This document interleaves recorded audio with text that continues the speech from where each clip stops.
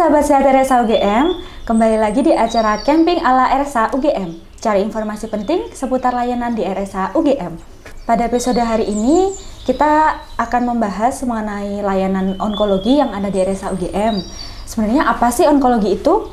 Jadi, onkologi adalah cabang ilmu kedokteran yang mempelajari tentang penyakit kanker. Nah, hari ini kita sudah mendatangkan narasumber untuk kita ngobrol-ngobrol nih seputar informasi yang ada di layanan onkologi RSA UGM. Hari ini kebetulan kita mendatangkan perawat onkologi di RSA UGM, yaitu Mbak Sekar. Monggo Mbak. Saya Sekar Satiti dari ruang onkologi RSA UGM, yaitu ruang Gatot Kaca 3. Oke Mbak, hari ini saya mau nanya-nanya nih beberapa pertanyaan. Sebelumnya secara general dulu ya, kalau untuk kondisi pasien nih di Jogja, apakah angkanya tuh banyak gitu Mbak di Jogja penderita kanker gitu?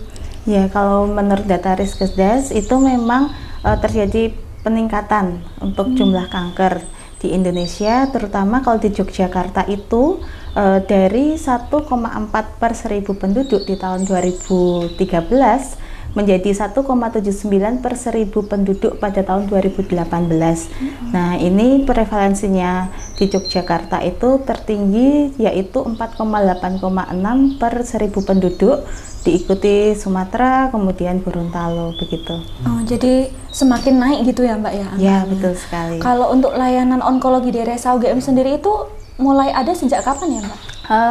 Layanan onkologi di RSA UGM dimulai pada bulan April tahun 2022 dengan bekerja sama dengan BPJS Kesehatan.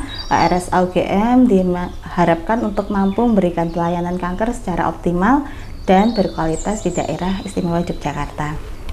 Nah, untuk misal nih orang awam kayak saya gitu, kan kita untuk mengetahui ada kanker atau tidak di tubuh kita kan pasti perlu pemeriksaan awal nih Mbak.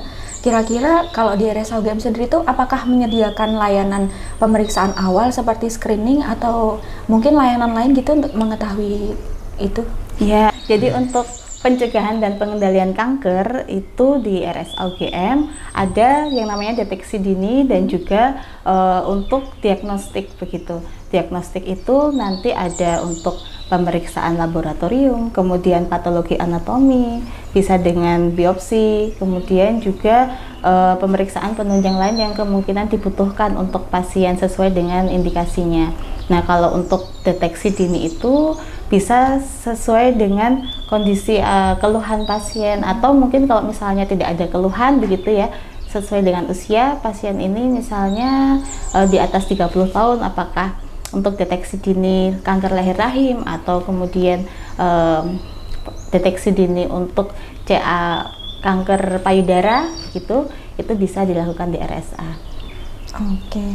Terus kalau misalnya dari dokter sudah mendiagnosis nih Mbak, udah ditegakkan, oh pasien ini kanker kayak gitu, itu nanti kira-kira layanan apa ya Mbak di rumah sakit UGM yang diberikan kepada pasien? Nah, itu nanti ketika pasien sudah tegak diagnosa kanker, nanti ada beberapa hal yang akan diberikan oleh dokter, bisa dengan terapi kemoterapi ataupun juga obat kemoterapi yang bisa diminum ataupun juga lewat intravena. Jadi ada kemoterapi one day care ataupun kemoterapi rawat inap. Kemudian juga ada terapi yang namanya terapi hormonal, kemudian ataupun terapi target begitu. Tergantung dari kondisi pasien, apakah pasien akan langsung kemoterapi ataupun dengan pembedahan terlebih dahulu, itu sesuai dengan indikasi dokter.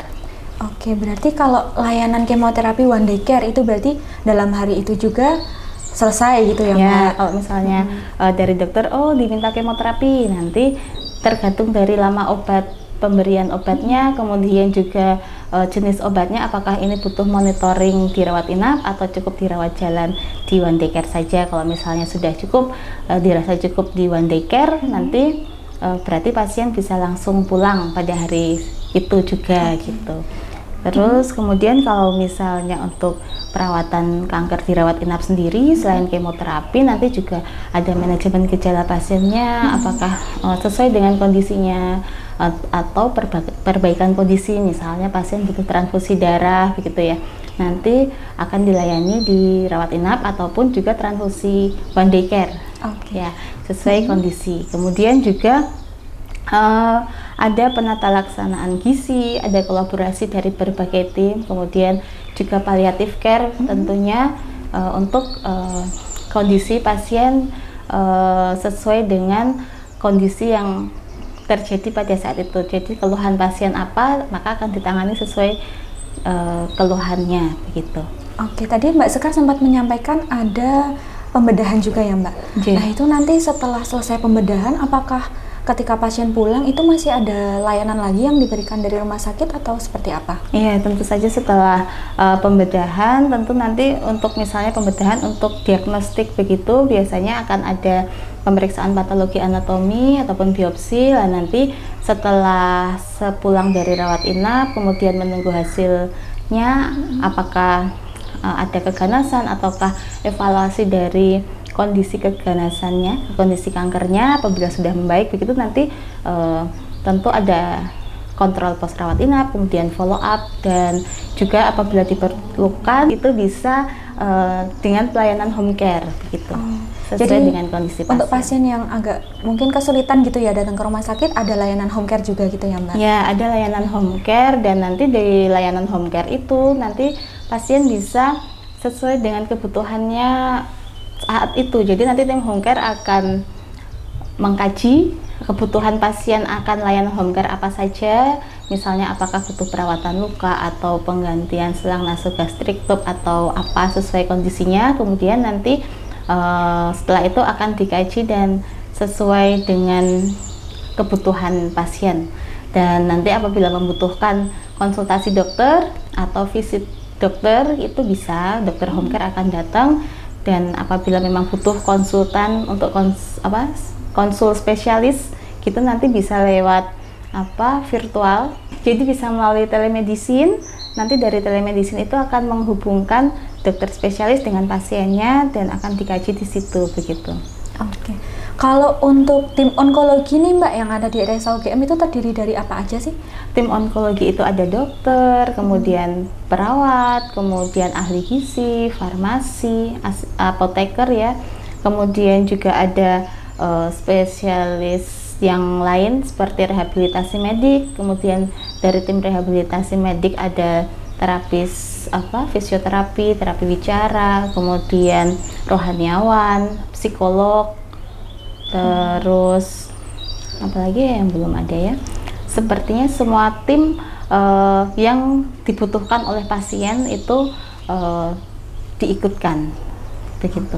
Untuk penyakit kanker itu kan macamnya ada banyak ya Mbak jenis-jenisnya. Kalau di RSA sendiri itu layanannya beda-beda, ada sub bagiannya masing-masing atau gimana? Ya, jadi ada beberapa layanan untuk subspesialis onkologi.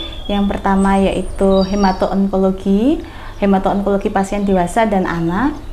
Terus kemudian ada layanan bedah onkologi, kemudian onkologi torak atau paru ya kalau ada masalah pernafasan, kemudian gineko-onkologi. Nah, untuk jelasnya nanti Bapak Ibu bisa menghubungi RSA UGM di line kontak RSA di website ataupun juga bisa melalui telepon langsung. Oke gitu.